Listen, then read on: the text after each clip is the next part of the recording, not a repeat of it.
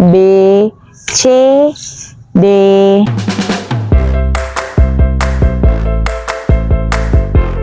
Hi everyone, welcome back with Fitriani Pono.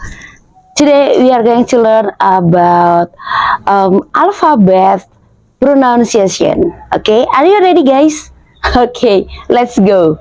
Let's learn alphabet pronunciation. In Indonesia, we call it huruf. You know, I'm like kindergarten teacher because I sit on a small chair like kindergarten. Saya duduk di kursi kecil seperti anak TK. Kursi kecil, small chair.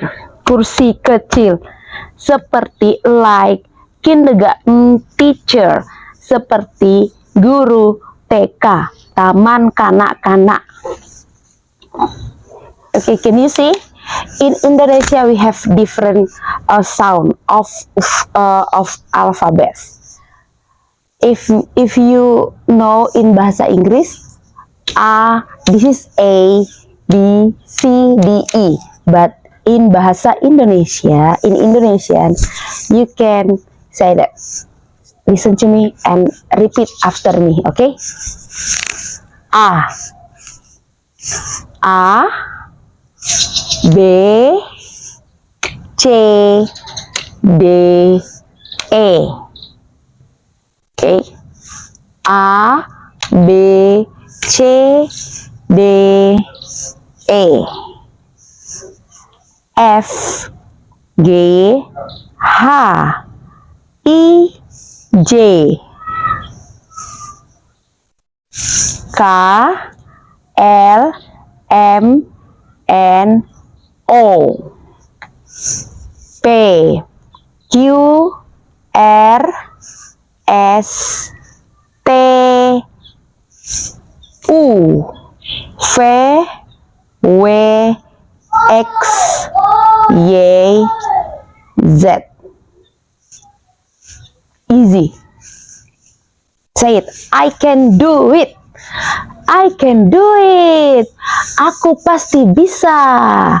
You have to say it more and more. Aku pasti bisa. Gampang banget. Gampang banget, it means so easy. Gampang sekali. Gampang sekali.